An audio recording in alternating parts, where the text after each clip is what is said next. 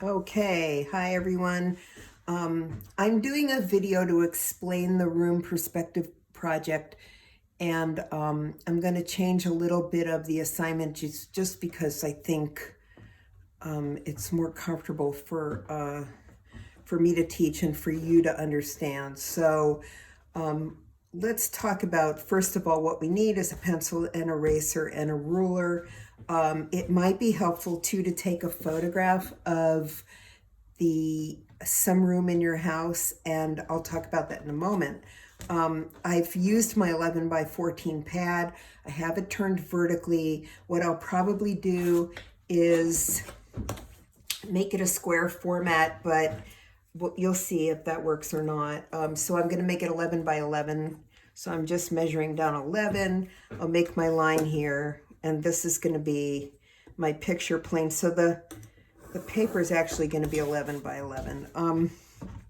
Okay, let me show you what we're going to do. I took a photograph of my living room now in 1 point perspective. And the thing is that I have a really long living room where it feeds into the dining room. So I can get way far back and I can get the whole room in here. If you're taking a photograph in your bedroom or in a small room, sometimes you're not going to be able to get all that in there. And I just had the luxury of being able to get that far back view. So oftentimes when I had people drawing 1 point perspective from life in drawing class, I'd have them in the hallway because the hallway goes way far back. So let's work with this and we'll see what we can do. Okay, first I want to explain a couple of things. Take the photo away. Horizon line, as you know and you watch the videos, is your eye level. Okay, so if you're outside, and this is the line from the ocean to the sky, that's easy to identify as the horizon line. That is going to be, if you cast a direct line from your eyes out to that place where the horizon line is, it's going to be straight. It's going to be straight across from your eyes. Seriously. That's why if you sit down on the beach, and you can try this, the horizon line all of a sudden is going to drop lower because your eyes are going to be lower. So with the room, you can't really see where the horizon is. It's not like you're out on a desert or you're on the beach and you can see where the horizon is. So you have to figure that out. And how you figure that out is, what I often told students is, go up to the back wall, because this is the back wall, and see where your eyes fall on that back wall. I did this in my living room. My eyes fell around here, okay? Just a little bit below the top of my head. That's where my eyes are. So that would be my horizon line, would be across here, like that, okay? I'll draw it on the photograph, doesn't matter. Okay, that's my horizon line. Okay, then you need your station point as well to get the position of the vanishing point. And where your station point is where you're standing in the room. So I think when I was taking this picture, it's kind of obvious I was standing in the middle. So I just put a little bad drawing of a figure here. And my station point was probably about here, okay? So right here is my vanishing point. Vanishing point equals eye level plus station point. It's all math. We know how you love math. Okay, so let's turn this over. Let's do the drawing. First, what I'm going to have you do, you're working on your 11 by 14 pad. I believe that's the size that you guys all have. So let's start by drawing the back wall, and I'm going to draw the back wall in a way that will allow you to populate the room with furniture, so more of the floor will be showing than the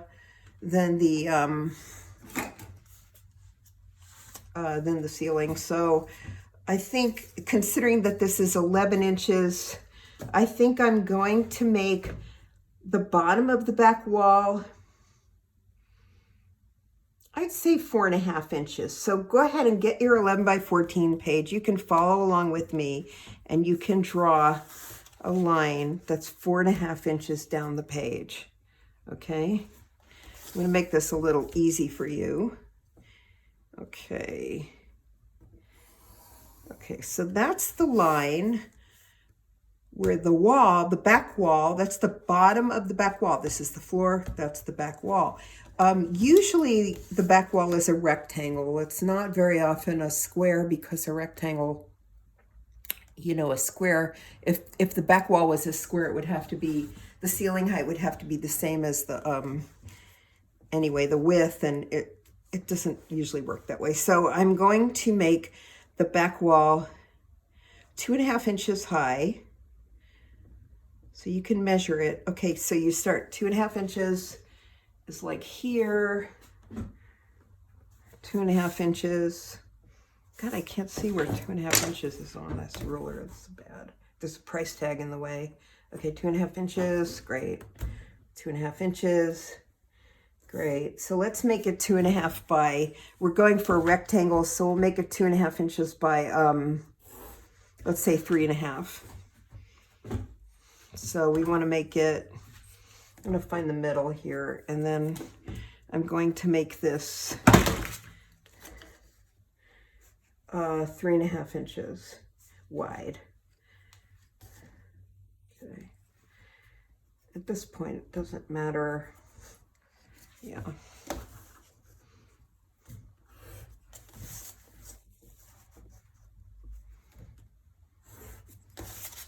Okay, so that's a pretty good approximation of what a back wall of a room would look like. I actually think the back wall of this room is a little bit longer. The proportion is, the ratio is a little bit more than what's here, but it doesn't matter. You can make it, here, we can make it, yeah, we can just leave it alone, it's fine. So, okay, so let's envision that this is your back wall right here, right? And we talked about eye level, and your eye level is approximately, let's say, a third, a little less than half up the wall, right? Because my ceilings aren't that high. So I'll say my eye level's about here. So I'm going to draw a horizon line, and that's because I'm standing. Of course, if you're sitting, it's going to be lower. I'm going to draw my horizon line, okay? And then I say my station point was in the middle of this room approximately. So that's my vanishing point, because my station point goes this way, my horizon line goes this way. This is my vanishing point. Ta-da. Okay, great. Now, step 2. When you're creating the room and you're creating where the wall meets the floor, you don't run this from your vanishing point through the corners of your picture plane. You run it through the corners of the back wall. This is something that is a common mistake with people who do perspective for the first time on an interior. So it's going to run right through the corner of that back wall, and you can see that it doesn't come to this corner. It comes up somewhere here on the page. So let's do that. That's our next step. We're going to run it from, and if you guys want to do this along with me, go for it, okay? There you go. And then I'm going to run this through. I'm trying not to get my head in the camera, which I have a tendency to do. You don't want to look at my old head. So here we go. There we go. Doesn't quite run to the corner. All right. Okay, vanishing point to the corner. Here we go. Okay, there you go. So you can see these lines don't run to the corners of the paper. They run through the corners of the back wall. Okay, cool.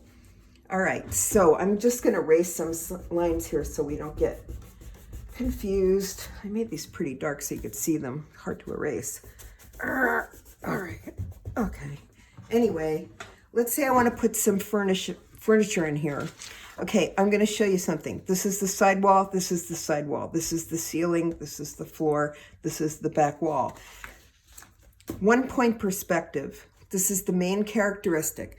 Front-facing planes are always rectilinear, and 90-degree corners, 90 degrees at the corners. So look at this. This is a square or rectangle, 90 degrees at the corners. It's flat, it's facing you. The lines that define it are either vertical, they're vertical and they're horizontal, and the corners are 90 degrees. Same thing with, you know, so the bottom and top lines are always parallel to the picture plane. The side lines are always parallel to these picture planes. That doesn't work with the rug because the rug doesn't have any volume like the coffee table or the couch. So it's just going to be the base of the rug, and then it'll go to the vanishing point. Same thing with the couch. Even though the couch is soft, it's this side of the couch is a rectangle. Underneath all those covers, it's basically a rectangle. This is basically a rectangle, okay? The coffee table, it's basically a rectangle or a square or whatever, but it's rectilinear. And these are, and then all the parallel lines that move away from the viewer go to one vanishing point, and that's why it's called one-point perspective. Okay, so let's populate this with some furniture. Well, I'll put a couch in there for starters. You can put a bed, you can do what you want, okay? But you have to understand that I'm going to start at the room at the base of the floor, where the floor meets the wall, because that's where the back corner of the couch would come to, although you can't see it on this photograph. So I'll make it, you know, the width. I'll make it the, you know, and you're not doing an architectural drawing here, so it doesn't matter if your couch doesn't match the one in the photo. It doesn't matter. So let's say I want to draw a couch. I'm actually going to draw it a little lower here because I want you to see more of it. Okay, so that's the bottom of the couch, and then the side of the couch is going to be, the side is a front-facing plane, and it's going to be a rectangle. Okay? Okay. So you have the back one corner of the bottom of the couch and the other corner of the bottom of the couch. These all run to the vanishing point, the same point. The top corner, top right corner, runs to the vanishing point. This runs to the vanishing point, you know. Then you want to figure out maybe how far back that couch goes, how long it is. When it's moving away in space, you get something called foreshortening. So that if you measured actually in inches how far back this is vertically, it would come out shorter because foreshortening happens. It's a viewing thing. So anyway, don't worry about that. But let's say I'm going to have my couch stop here. So this line is going to be vertical, right? And it falls right on this line.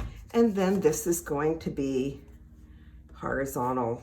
Okay, you see? So I have this, this is my couch. Then maybe the sides of the couch don't come up that high. Maybe they angle down. So we'll just do that. And I'm going to guesstimate it here. Okay, and then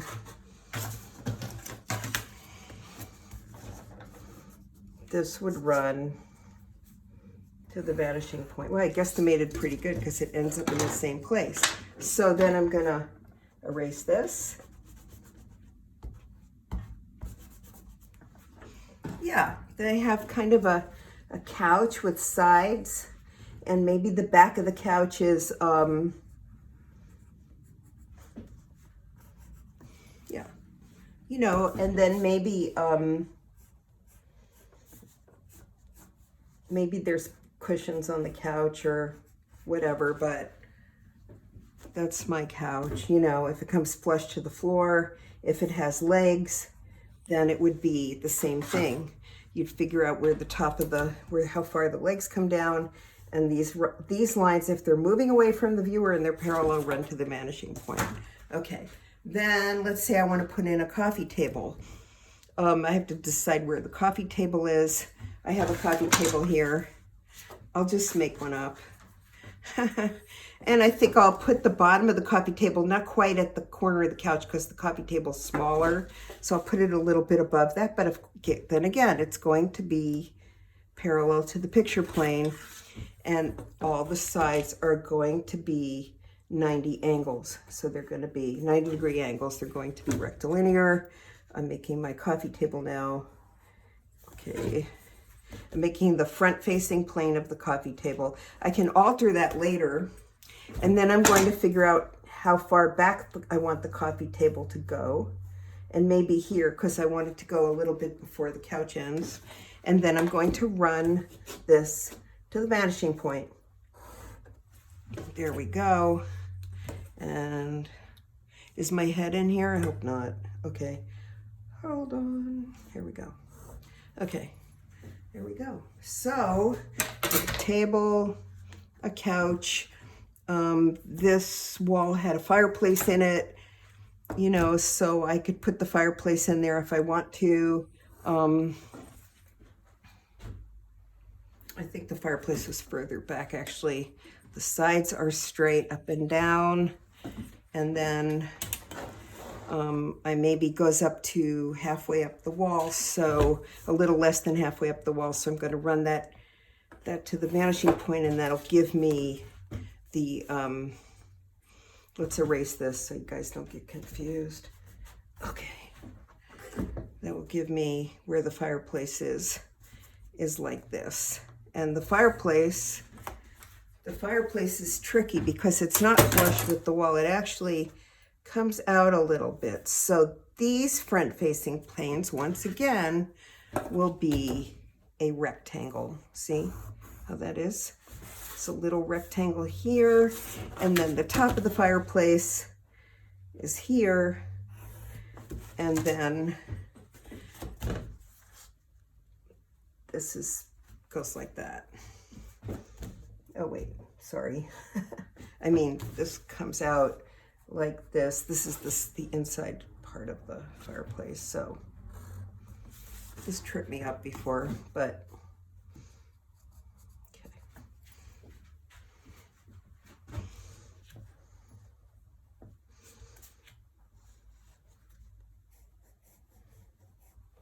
okay. Anyway, little complex. Once again, I'm going to run this to the vanishing point for the height.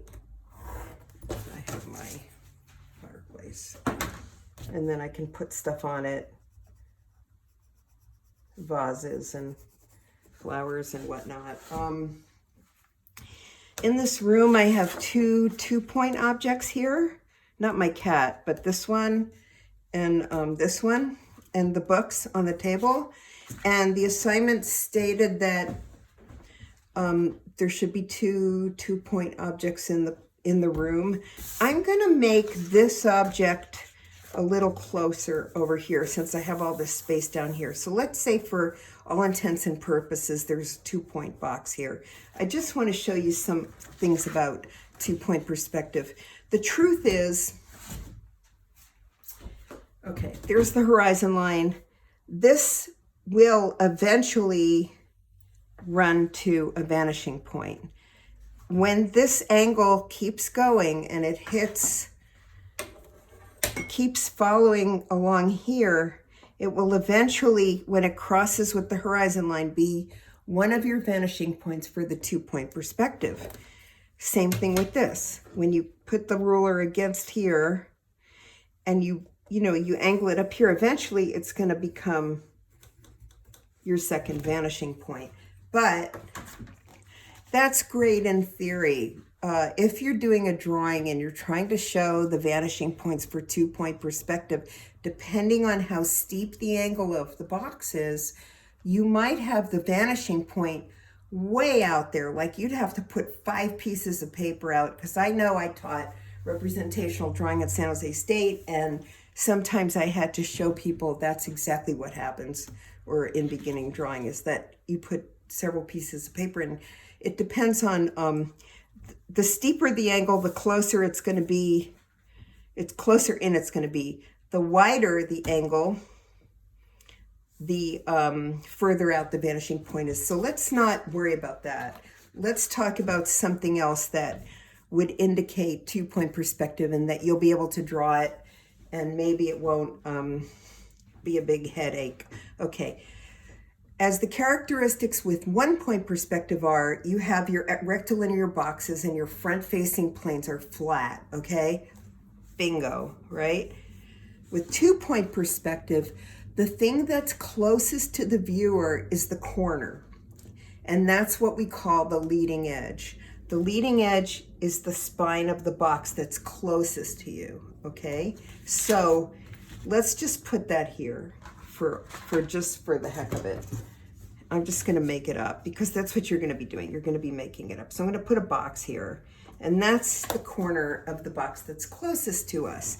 Maybe, and this is just, you don't worry about it running to the vanishing point. If you have a long ruler, you can kind of guesstimate where the vanishing point would be on this side.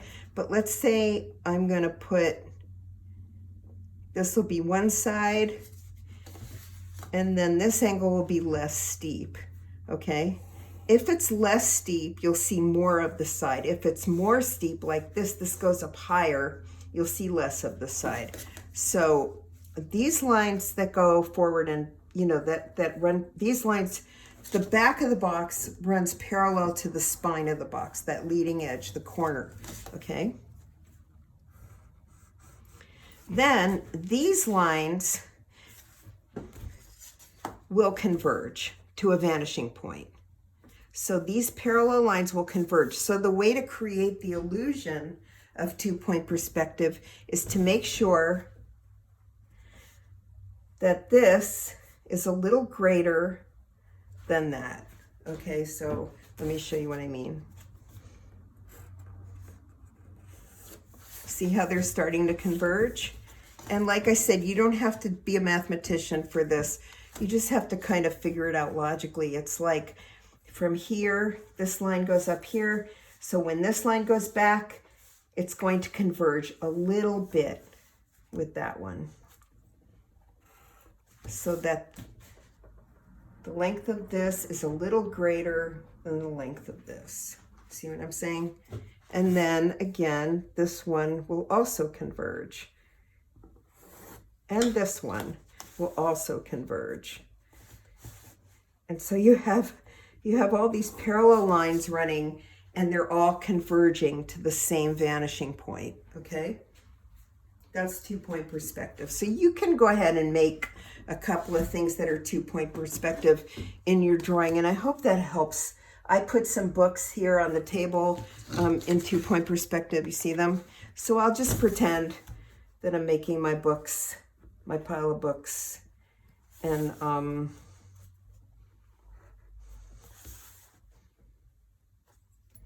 just make sure this is a little bit less than this. This is a little bit less than this, okay? Yeah. And then these lines converge. This one converges, and this one converges, okay? Okay, so that's it. That's the demo. I would say draw the room, make up the room. That's fine. What I'd like to see is a drawing of your perspective lines. And then when you're done with the drawing of your perspective lines, you can go ahead and erase them. Take a photograph of the lines that you used for your perspective so I could see what you did. And then go ahead and erase them. And you can erase all the lines to the vanishing point. Don't erase the furniture because you want to keep the furniture. Okay. And then you can go ahead and flesh out your drawing if you'd like. You know, once you've got the perspective diagram done, then you can go ahead and I'm going to take a darker pen just to show you, you know, that I might go ahead then and actually do my, you know, my drawing here. And if you want to color it in or shade it in, that's fine. No worries. Have fun with this, you know. I mean, it's not a big deal. Put some pillows here. And these are not in perspective because they're kind of mushy. Yeah, you know, I might have my couch be like that. I might have the table have legs like this. Remember, all these lines go parallel. Okay, I know I can't draw a straight line, don't worry about it. But I'm just showing you for the demo. And then my books here. Okay, here we go. Awesome. All right. Yeah, anyway, draw the back wall line here. I didn't put any windows in here, but you can. You know, you can put windows in the back. They'd be rectilinear, or you could put windows. I'll just show you. I know it's a last minute thing, but let's say you wanted to put a big picture window on the side of the room. You can just draw a line for the top of the window, draw a line for the bottom of the window, or maybe there's a mirror above the couch, and then you can just, these will be parallel. So this could be a big picture window, or it could be a mirror. If it's a picture window and you have a landscape outside, you get a chance to make some atmospheric perspective by making these things that are further away lighter. Anyway, that's my demo. So I hope that helps. Okay.